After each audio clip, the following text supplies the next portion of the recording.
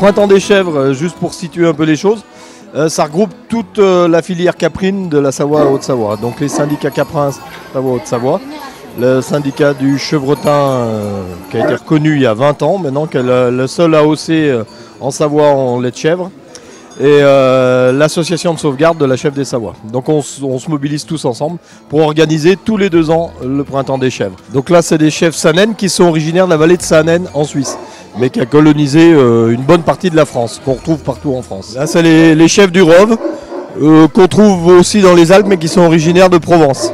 C'est les chèvres qui traditionnellement suivent les transhumants qui ont les troupeaux de brebis. Là on a des cols noirs du Valais, qui sont originaires de Suisse, qu'on appelle aussi en Suisse la chèvre des glaciers.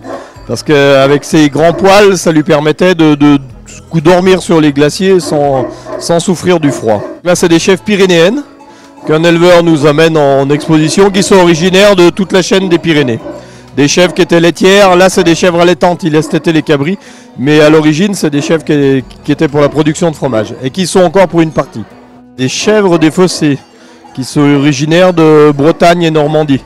C'est une race qui a vraiment failli disparaître. Les derniers spécimens, on les appelait aussi les chèvres de la Hague, parce qu'il y avait un troupeau de chèvres sauvages qui étaient dans les falaises de la Hague, dans le département de la Manche. Donc là on a des chèvres valdôtaines, comme leur nom l'indique, c'est les chèvres qui sont juste de l'autre côté de la frontière chez nos amis du Val d'Aoste. La particularité de ces chèvres, c'est la taille des cornes. Là ce qu'on voit à l'image, c'est pas un bouc, c'est une femelle. Voilà, donc elles ont vraiment des cornes gigantesques. Et eux, traditionnellement, dans le Val d'Aoste, on organise des batailles de chèvres. Enfin, on n'a pas besoin de les organiser.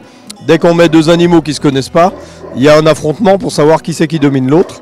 Et donc, plusieurs fois dans l'année, les éleveurs valdôtains se retrouvent avec leurs meilleures chèvres pour qu'il y ait des affrontements et élire la reine de la vallée.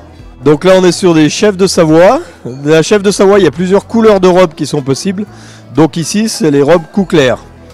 On voit bien qu'il y a certains animaux qui ont le devant du corps clair et l'arrière du corps noir. Donc on appelle ça des chèvres cou clair. Ça, c'est aussi un des rameaux de la chèvre des Savoies.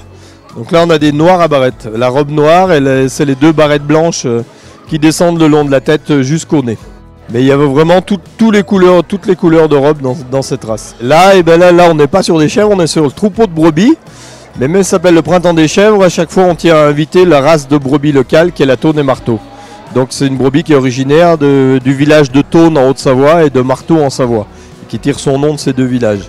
Et c'est une brebis qui est laitière, donc là maintenant il y a beaucoup de troupeaux qui sont en allaitant pour la production de viande, d'agneau ou n'importe.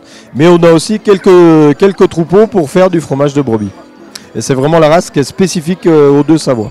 Hier c'était le concours des chèvres, la présentation des animaux, et aujourd'hui c'est plus tourné sur les fromages, concours de fromage et remise des prix cet après-midi, avec plein d'animations toute la journée, ou pour les petits et les grands, quoi. Donc 2 jours très sympas. Alors en fait il y a un concours par race. Et donc et puis par âge, donc chaque race a un concours avec des catégories d'âge, et donc il y a un prix par catégorie, quoi.